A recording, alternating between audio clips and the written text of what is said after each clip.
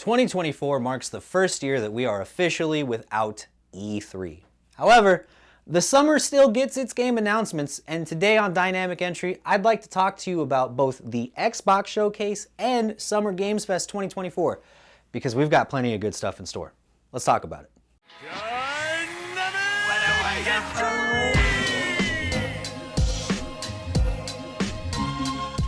So I decided to kind of put these together for two reasons. One, there's a lot to cover. And two, I wasn't really invested in every single thing shown at both showcases, so I decided to take the things I thought would be the most impactful or pivotal and just bring it all together. To open, I'd like to start out with something from the Xbox's showcase and a game that I'm super excited for that I didn't think we'd get anytime soon. And that would be Gears of War E-Day, or Emergence Day. Emergence Day is a very important day in the Gears of War franchise as it marks the very beginning of the war with the Locust species. The species themselves came up from under our feet, quite literally, and took out the foundations of human society. It's something that we've always seen in the background, kind of like in the beginnings of Naruto when they mention Madara, but you don't really see him. Except this time, we're going to be put right into the action, and not by ourselves. It seems that we're going to be playing as Marcus Phoenix during the time of Emergence Day, so hey, that's great. We love to see Marcus come back. But more emotionally, when I saw Dom in the trailer pull Marcus out of the hole, oh man, it took everything in me not to tear up, because just seeing my boy back after all that time and knowing that I get to run missions with him, it's a good feeling. Gears of War was a super impactful game during the beginning of the Xbox 360's life cycle, and it's very well written. So the prospect of getting these characters back and getting to see more of their origin is fabulous. I can't wait to see more. Another Xbox game that I'd like to talk about is Perfect Dark. Why? Because it's kind of amazing that it's happening at all. Let me explain. So a while back, Rare, the company that created such games as Perfect Dark, Conker's Bad Fur Day, and Banjo-Kazooie, was purchased by the Microsoft company, and a lot of their older games were shelved. It left a lot of fans wondering if these games would stay in isolation for the remainder of the Xbox's life cycle, thinking that we would never see another title in any of these again. However, lo and behold, Perfect Dark is shown in a trailer coming back to the scene. I think it's fantastic.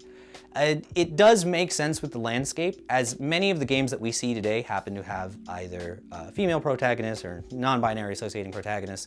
So seeing this come back is kind of a natural step, and I also feel that it's a female character who's written very well, and she's always been a compelling character that has had very many layers to her.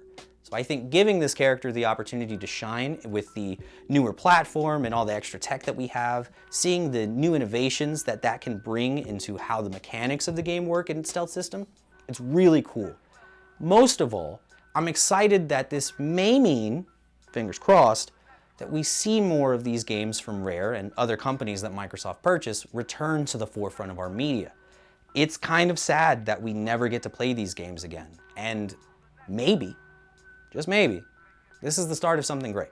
Another older game that is coming back into the limelight is Fable.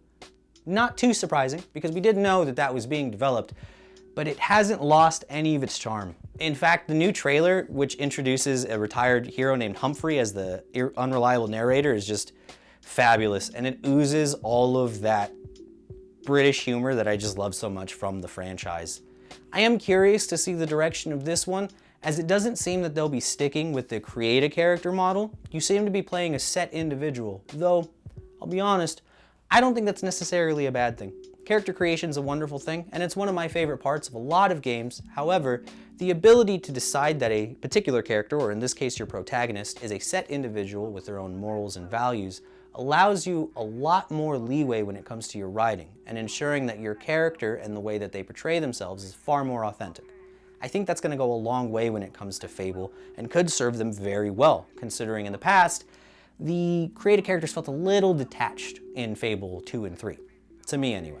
I'm excited to see where this entry goes, and if the humor keeps up the way it has, man, I'm not even worried about it. The next game on the list comes from Summer Games, and man, I don't know. I never believed it was real. I saw trailers. I'm not trying to be a hater here, but Black Myth Wukong just seemed too good to be true. And now that we see a proper gameplay demo at Summer Games Fest, I gotta say, I'm fairly impressed. The combat looks fabulous, and most of all, I love the enemy and character design. It's refreshing to see anthropomorphic creatures that look a bit different running around this landscape. The martial arts looks lovingly crafted, and I have to say, somebody mentioned the dodging system in the game and the fact that like Wukong leaves after images as he moves. It's a very nice feature. I am still a bit skeptical. Something about the game strikes me as too good to be true with the demos that we were shown, so I'm not going to feel better until I have this one in my hands like a lot of other games, like Starfield. So, you know, I have to hold out on that one. My biases will not feel better until I've had a chance to try myself. Speaking of another game I'm trying to be cautiously optimistic about, it would be Star Wars Outlaws. Look, I'm not excited about Ubisoft's recent changes or a bunch of the recent pushes with companies like Ubisoft who are trying to put ads in games, who are making strange, awkward decisions in the back rooms and whatnot, but I don't know. Something about Outlaws seems just a little cool.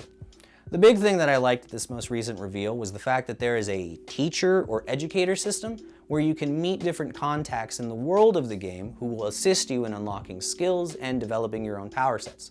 I think that's pretty cool, and it makes it so that every person that plays the game has the potential to create a playstyle unique to themselves and how they like to play the game. When it comes to that gameplay, I'd have to say myself, in Fallen Order, I actually drifted a lot more to the lightsaber and blaster combination combat more than I did a lot of the other Force styles. So getting to see slightly more blaster-based combat in Outlaws is exciting for me because it's something that I wanted to see touched on a bit more. It's also interesting to play as a scoundrel or rogue type character in the greater Star Wars universe. We're often relegated to playing the part of hero or villain in a very strange gray area, but instead, we seem to be far more human, and that is a benefit if you ask me.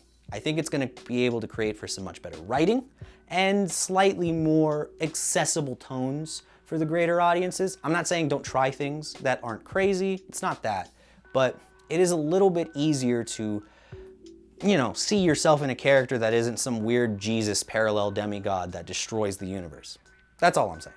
I hope it's good, and if it is, I'm going to try it, but probably on Game Pass. I'm not sure I'll buy this one. Next up is one of the games I'm most excited for, and that would be Monster Hunter Wilds. But we haven't seen too much of the game just yet. Gameplay trailers are beginning to come out, and man, am I excited. The mounted combat seems to be greatly improved from the original Inception that they added at the end of Iceborne, as well as the entirety of Monster Hunter Rise. The modular weapons turning from like katana or longsword to greatsword is fucking crazy. As somebody who plays greatsword and longsword myself, if I get to combine some of those abilities, oh man, I'm gonna look real nice out there. Most of all, so far I like the ability to swap from bladed combat to gunner combat, where you jump on the mount and you see that the guy pulls out the heavy bowgun and he starts firing at the monster. That's awesome, and I think it speaks more to the adaptability of hunters, how they're written. It's a better decision, and I think that you should give the players the opportunity to use more of the weapons at one time than relegating them to specific builds. It's not that I think they're bad, and I'll be honest with you, I run an all attack power elemental status crit build in my own games, so I get it. Power gaming is a total thing and people will optimize fun out, but there's something a bit more realistic to the adaptive nature of these modular weapons, and I like that. Also, mammals. Mammals! It seems weird, but we haven't had mammal monsters really like appear in Monster Hunter in such a long time, and it's fabulous to see these big weird bear things and like weird lamprey fucking things coming out of the sand. It's awesome. They're knocking everything out of the park design-wise here in more ways than one, so I'm really excited to see where this one goes. Just fingers crossed that I'm not overhyping it. I really need it to be good. Now, this game, I'm not leery about. I don't care what anyone says. I don't care what anyone thinks. I'm gonna play it, and it's probably gonna be the best game of the year. It's Killer Bean, bitch. That's right. Killer Bean's coming out. And this shit is, dude, he's like going 95 in a Miata, and then he jumps out, a coffee bean man that's dressed like Deadpool, and he pulls out two deagles, and then he starts firing fucking stranglehold style in slow-mo. It's amazing. Like, it feels like Max Payne, but also GTA in the best of ways. But it's coffee beans. It's coffee bean people slaughtering each other. And then the breakdancing's real. Like, if you watch the Killer Bean movie, they have breakdancing in it, like right at the beginning, and everybody's busting a move. But the breakdancing is a real mechanic in the game, and you can use it to parry bullets and to dodge attacks. I just fucking, oh man. This is what games were made for. I can't wait for Killer Bean. I'm gonna buy that one straight out, dude. It's on my wish list right now. Now, as for wish lists, this one wasn't quite there, and I was hoping to never see it again, but Metal Gear Solid Delta Snake Eater has been announced, and I don't know what to feel about it. To be honest with you, things have remained tense as the Konami and Kojima split never really healed for a lot of players, so I think seeing that Metal Gear Solid would return in such a way, especially being Snake Eater, which is one of the most pivotal stories in the series, being the origin point, is just wild.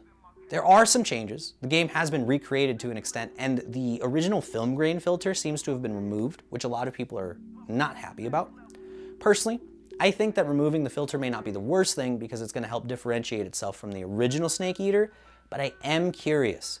There wasn't a lot of charisma in the trailer. There was some world building and some, tongue-in-cheek seriousness in how they describe Snake's actions and like him using rations and stealthing, but there wasn't any of that flair or character that you're used to when it comes to these types of products. We don't see anything of Ocelot or any of the other Soviet soldiers at the time that are in the area, and it's weird. I don't think it's necessarily that they're attempting to avoid these characters, but if the recreation of this game moves away from the eccentricity of these characters, isn't it completely different? I don't know. I'm worried about this one, you guys, and I don't think I'm gonna participate. I said no when they split. I'm gonna stick to my guns. One game with guns, or maybe shields, I guess, that I'm gonna participate in, however, is going to for sure be Doom: The Dark Age, because oh my god, it looks so cool, dude. The fucking Doom Slayer in medieval times, killing demons in castles, and then he has that buzzsaw shield, and he throws it like Captain America, and and then the shot, and then he gets in a mech, and then the dragon. Oh man, it's gonna be so good. Overall, I'm happy with the mix, and it's not even just that. A lot of other things were announced that I'm super excited about, like Fatal Fury, City of Wolves, like that's great. But most of all, I wanted to highlight that there's a little bit of hope. The game industry is in a bit of a weird spot as ads begin to encroach into our games, battle passes begin to infect everything around them, but I think that we're coming back to a more respectable single player and multiplayer experience. A lot of devs seem to be listening to what players have complained about and noted with these experiences, and I think, just maybe, 2024 and 2025 might surprise us. There may be quite a few games that respect our time and money, and I hope so. But that's my opinion, and those are the games that I'm excited for or watching when it comes to these announcements. What about you? What are you looking forward to playing? Who are you gonna purchase DLC-wise or game-wise, or are you just out? Are you not gonna participate in any of these, or were there some games that you saw that you liked that I didn't mention? I don't know, but I'd love to if you comment down below, or share the video with somebody else that you happen to know. That works too. If not, we have a ton of other videos on the channel, and there's plenty of stuff to look through. So all in all, I just want to say I appreciate you for stopping by today while we talk about these things, and I'll see you next time. Peace.